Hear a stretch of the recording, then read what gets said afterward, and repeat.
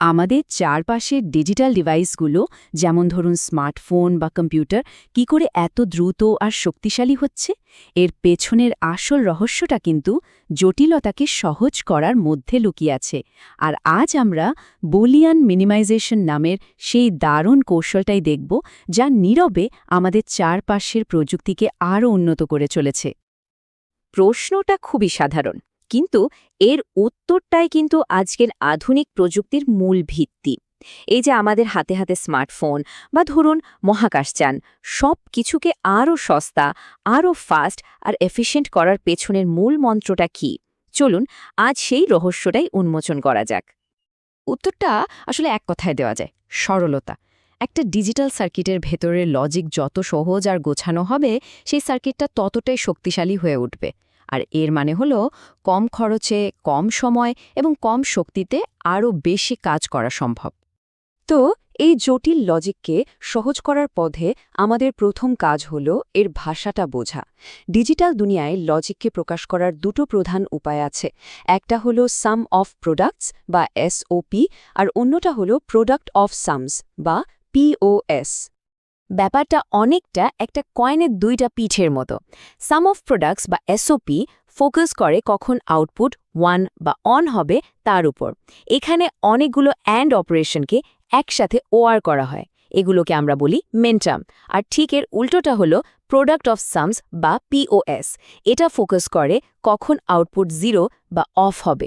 এখানে ওআর অপারেশনগুলোকে একসাথে অ্যান্ড করা হয়, আর এগুলোকে বলা হয় ম্যাক্সটার্ম।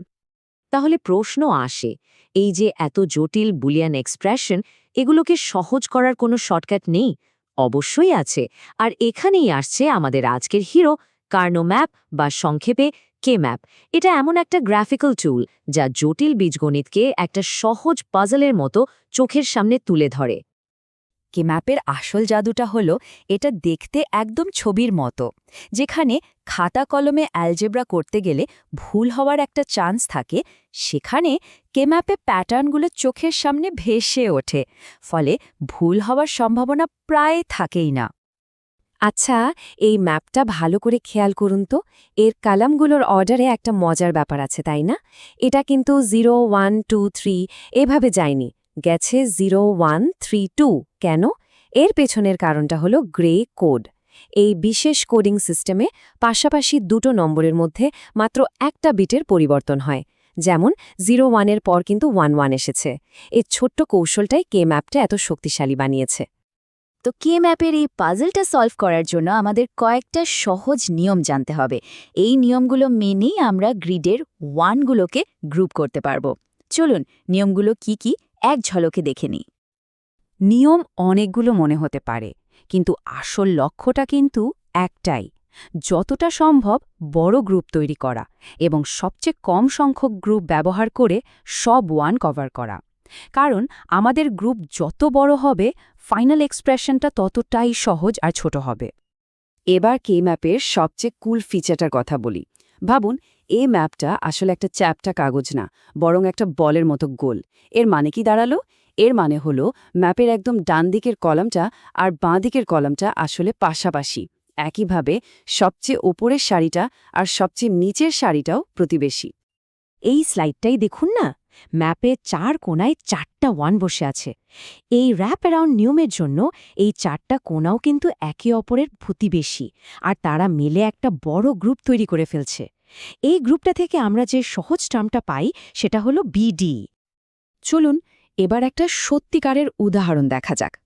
এই 3 ভেরিয়েবলের ম্যাপে আমরা র্যাপ অ্যারাউন্ড ব্যবহার করে প্রথম আর শেষ কলামের 4টা ওয়ান নিয়ে একটা দারুণ বড় গ্রুপ বানাতে পারি। আর তারপর নিচের সারিতে যে একটা ওয়ান বাকি থাকে, সেটাকে পাশের ওয়ানের সাথে নিয়ে আরও একটা 2 সেলে গ্রুপ করা যায়। আর এই গ্রুপিংয়ের ফাইনাল রেজাল্টটা দেখুন, কি দারুণভাবে সহজ হয়ে গেল। 4টা ওয়ানের গ্রুপটা থেকে আমরা পেলাম সি, আর 2টো ওয়ানের গ্রুপ থেকে পেলাম এ বি। ভাবুন তো, 5টা বড় বড় টার্ম থেকে আমরা চলে আসলাম মাত্র 2টো ছোট্ট টার্মে। এটাই কে ম্যাপের পাওয়ার। কে ম্যাপকে আরও এক লেভেল ওপরে নিয়ে যাওয়ার জন্য একটা স্পেশাল পাওয়ার আছে। এটাকে বলা হয় ডোন্ট কেয়ার কন্ডিশন। এটা অনেকটা জোকার কার্ডের মতো কাজ করে, যা দিয়ে আমরা আরও বড় আর এফিশিয়েন্ট গ্রুপ তৈরি করতে পারি। সহজ কথায় ডোন্ট কেয়ার কন্ডিশন আমাদের একটা দারুণ সুবিধা দেয়। যদি কোনো এক্সকে আমাদের গ্রুপে নিলে গ্রুপটা আরও বড় হয়, তাহলে আমরা সেটাকে 1 হিসেবে ধরে নেব। আর যদি কোনো লাভ না হয়, তাহলে সেটাকে 0 ধরে সহজভাবে এড়িয়ে যাব। পুরোটাই আমাদের সুবিধার জন্য। এই ম্যাপটা দেখলে ব্যাপারটা পরিষ্কার হয়ে যাবে।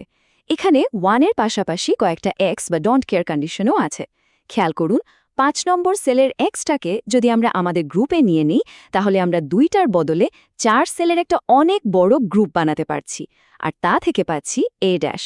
এতে আমাদের ফাইনাল রেজাল্ট আরও সহজ হয়ে গেল। তো এতক্ষণ ধরে যে আমরা এত কিছু শিখলাম, এর আসল লাভটা কোথায়? চলুন একটা সরাসরি তুলনা করে দেখা যাক।